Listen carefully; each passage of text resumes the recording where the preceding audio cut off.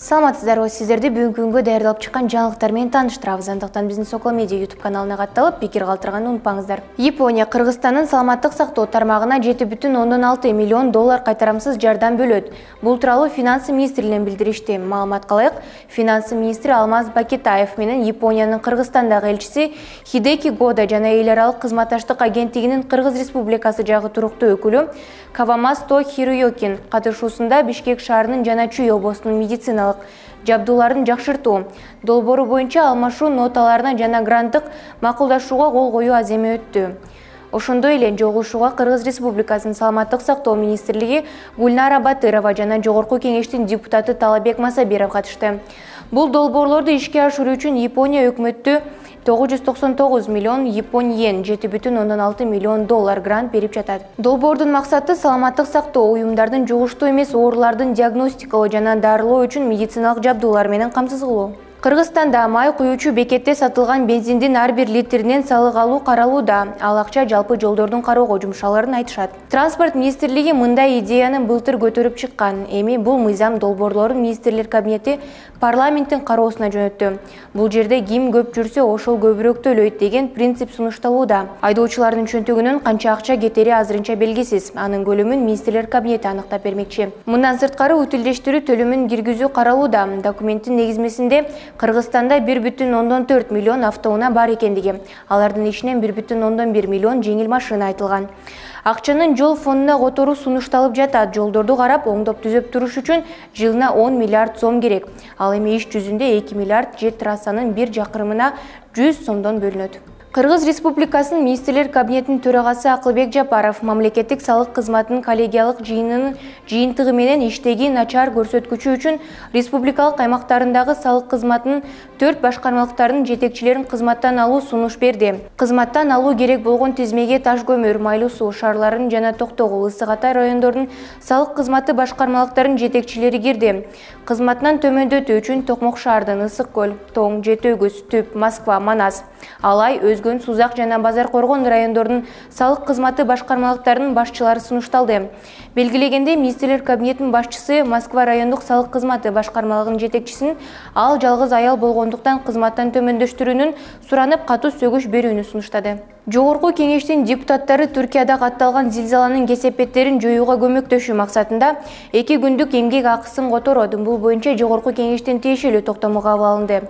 Сунушту бүгүн 9 февралда Жогорку кеңештин жыйынында элдик депутаттык тобунун лидери Акылбек Түбүнбаев киргизди. Белгилей кетсек, Түркиядагы кыйратуучу жер титирөөлөрдөн жабыркагандардан жардам берүү үчүн Кыргызстандан акча каражаттарын бир жерге чогултуу боюнча бирдиктүү депозиттик эсеп ачылган. Эскерте кетсек, 6 февралда таңга жук Түркия жана Сириянын аймагында очогунда 7,8 балга жеткен катуу жер титирөө катталып, бир нече шаарлар кыйраган. Кийин жер титирөө дагы кайталанып, анын күчү очогунда 7,6 балга жетип, учурда Түркияда жер титирөөдөн каза болгондордун саны 12.391 адамды, жабыркагандардын саны 12.039 адамды түзгөндүгү кабарланууда. Түркияда жер титирөөдөн каза болгондордун саны 12.391 адамга жетти. Бул тууралуу Түркиянын өзгөчө кырдаалдар боюнча башкармалыгы билдирет. Маалыматка ылайык, табият кырсыгынан жабыркагандардын саны 12.039 адамды түздү. Кырсык орун алган аймакта жалпысынан 22.277 издөө куткаруу кызматкери, анын ичинде Кыргызстандын өзгөчө кырдаалдар министрлигинин 67 кызматкери иш алып барууда. Эскерте кетсек, 6 февралда таңга жук Түркияда жана Сириянын аймагында очогунда 7,8 балга жеткен катуу жер титирөөдө катталып, бир нече шаарлар кыйраган. Кийин жер титирөө дагы кайталанып, анын күчү очогунда 7,6 балга жеткен. Президент Режеп Тайип Эрдоган Түркиядагы кырсыктан каза болгондор үчүн 7 күндүк улуттук каза күтүү жана жабыркагандар 10 провинциясында 3 айлык өзгөчө кырдаалдар жарыяланды. Ал эми Сирияда Алеппо, Латакия, Хама жана Тартус провинциялары жабыркаган.